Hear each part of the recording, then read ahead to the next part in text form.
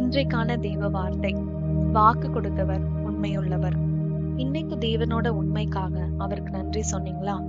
மனுஷங்களை மாதிரி பொய் சொல்லாத உண்மையான தேவன் அவர். ஆமா, மனுஷங்க நமக்கு வாக்கு கொடுப்பாங்க, அதை கண்டிப்பா செய்வாங்கன்னு நம்ம மனசார நம்புவோம். ஆனா அவங்களால சில சமயம் அதை செய்ய முடியாம போகும்போது நாம அவங்கள முழுசா குறை சொல்ல முடியாது. ஏன்னா நம்ம எல்லாருக்குமே இந்த உலகத்துல சில தடைகளும் நமக்குள்ள சில குறைகளும் உண்டு. ஆனா நம்ம வணங்குற தேவன் அப்படிப்பட்டவர் அல்ல. வேதத்துல சொல்லி இருக்கு, தேவன் பொய் சொல்லுகிறதற்கு அவர் மனுஷன் அல்ல, மனம் மாறுகிறதற்கு அவர் மனுபுத்திரனும் அல்ல. அவர் சொல்லியும் செய்யாதிருப்பாரோ, அவர் வசனித்தும் நிறைவேற்றாதிருப்பாரோ. அவர் ஒரு நித்திய தேவன், இந்த உலகத்தோட எல்லா வல்லமைக்கும் அதிகாரங்களுக்கும் மேலான ஒருவர்.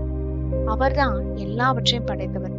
அவருடைய பெயருக்கு முன்னாடி எல்லா முழங்கால்களும் முடங்கும், எல்லா நாவுகளும் இயேசு கிறிஸ்து தான் கர்த்தர் அப்படின்னு அறிக்கை செய்யும். இப்படிப்பட்ட ஒரு அற்புதமான தேவன், நான் உன்னை பெரிய ஜாதியாக்குவேன், நான் உன்னை ஆசிர்வதிப்பேன், உன் தலையை உயர்த்துவேன் அல்லது உன்னை வாளாக்காமல் தலையாக்குவேன் அப்படின்னு உங்களுக்கு ஒரு வாக்கு கொடுக்கும் போது அவர் சொன்னதை செய்ய மாட்டார்னு நினைக்கிறீங்களா?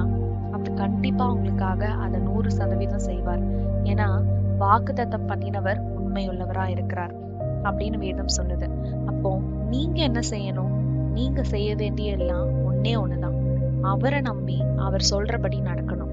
நீதிமொழிகள் நமக்கு சொல்ற மாதிரி, உன் சுய புத்தியின் மேல் சாயாமல் முழு இருதயத்தோடும் கர்த்தரில் நம்பிக்கையா இருந்து உன் வழிகள் எல்லாம் அவரை நினைத்துக்கொள்.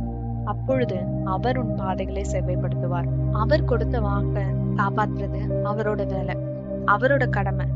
அவருடைய வார்த்தையை கெட்டியா பிடிச்சுக்கோங்க. ஏன்னா கர்த்தரும் உண்மை உள்ளவர். அவர் உங்களை ஸ்திரப்படுத்தி தீமை நின்று விலக்கி காத்துக்கொள்வார். ஆமென்.